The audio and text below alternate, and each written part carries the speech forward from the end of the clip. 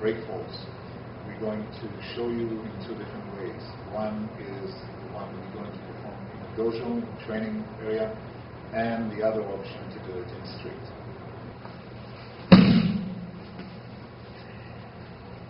For level 2, we also cover the hard sideways break falls. And of course, we have one to the right side and one to the left side.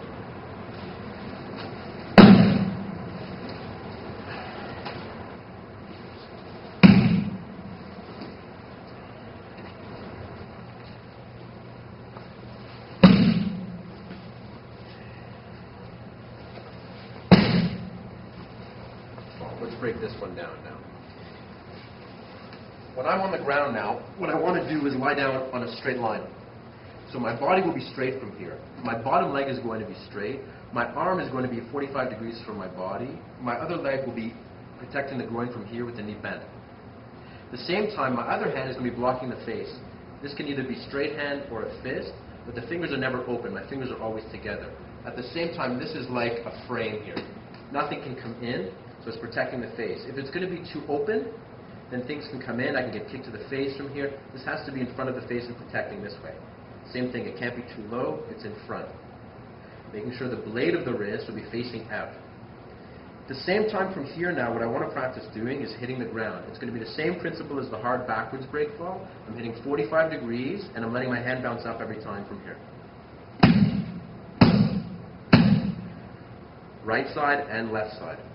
Once we got comfortable with this position, then we can move to the next position, which goes as follows. Again, for the next stage, we go to squatting position. This is probably the most difficult part for most people. The key here is to make the transition smooth and never be tempted to put the hand this way or this way. Most people make this mistake the most frequently. What I like to see from here is imagine that when you're standing on the line, you're going to draw a line with your big toe. If you're doing the right side, you take the right toe straight across this way. From here, my hand is also going to come across. So, right foot, right hand. You notice that when I fall, I don't fall flat on my back, I'm on my side. And ideally, I'm trying to land on the soft part over here.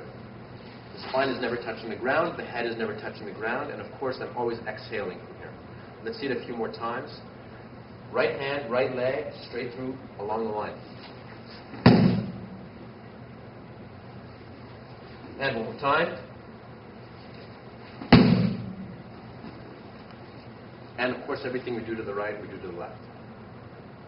Let's see the same technique from a different angle now. Pay attention now to the actual part of my body that's hitting the ground. It's this part of the body here.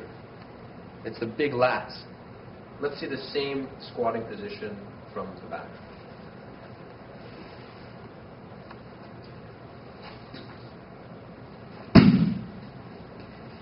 You really have to make a strong effort to transfer the weight to one side, otherwise you'll never get the weight off the leg and be able to move it in front of you and across the line. One more time, watch this.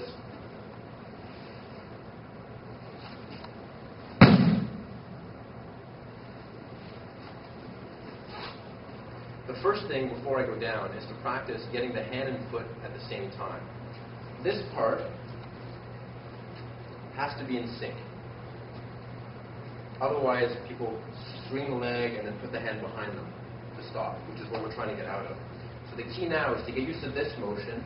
Once I'm comfortable with this, then I can start squatting on the leg that's supporting. From here, squatting. Nice and round. Again, sweeping, squatting.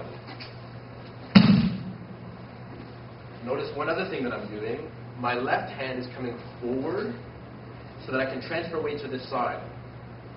That makes the transition that much easier and smoother from here. This is the final stage. Sweep and fall.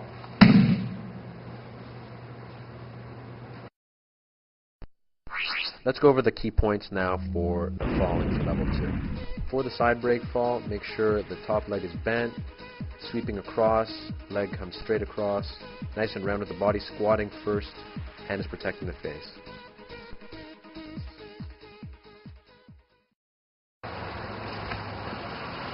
We've seen the side soft roll done outside. Let's break it down in the dojo and develop it properly. Of all the falls and the break falls, this one probably gives the most trouble to as many students. The first stage to develop from here is going to be from sitting position. Notice that this time I'm not actually hitting the ground with my hand. It's soft. There's no impact here. Movements are fluid and cat-like, like a sphere. This one is especially round. The best is to try and practice on a line, like the crack of the mats, and this will help orient you in terms of where to take your legs and where to take your hands. Think of your body as a teeter-totter now. As your body is going down towards the ground, your legs are going to come up, and you're going to use this momentum to roll you over your shoulder. Let's see it a few times. Sitting, lying, and rocking.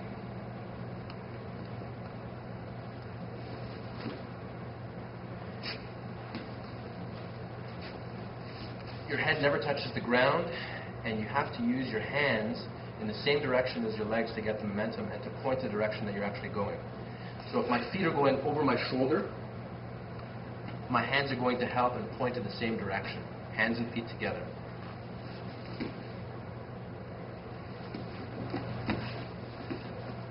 Noticing I'm ending up on my toe every time I'm in squatting position. This is for balance now. Make sure you finish in a good base with your toe on the ground and your legs 45 open from here. One knee is down, one leg is up. This will be right. Finishing this way is wrong. Close inside. I'm open now, and I have comfortable position. Let's go over some common mistakes from the sitting position now. All the mistakes have to be wiped out at this stage. If you have mistakes here and you go to standing, this is when you're going to hurt yourself, and you'll be out of training. You'll never get it. You have to get it from here first, and then go to standing. The big mistakes from here are the direction of the legs, which is everything. It's not like the backwards roll, where I'm taking my hand out to the side and bring my legs 45 degrees over the shoulder.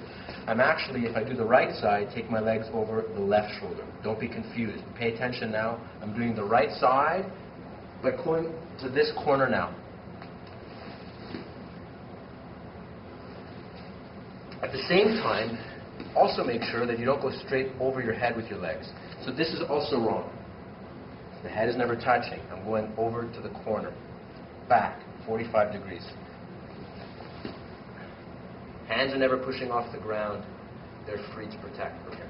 The final stage done from standing still has to be done gradually, and in the beginning especially, as slow as necessary, as slow as possible. This is when the injuries happen, if we're not careful. From here I'm going to be stepping, throwing the leg to the side and squatting. If you have weak legs, it's going to be difficult for you. One thing that will help is to keep the hands forward, so the weight will be over the knee. Here. To here. And if I do it in one motion,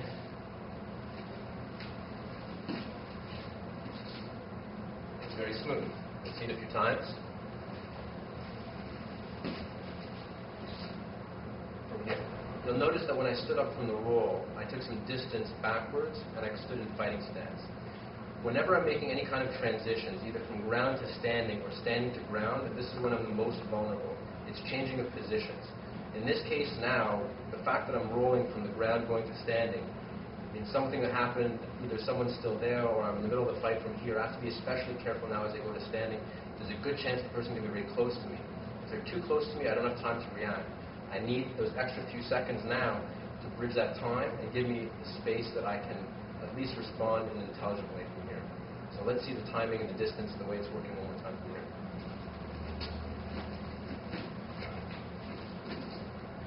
One or two steps is enough. It can be like a shuffle. It can also be like a jump.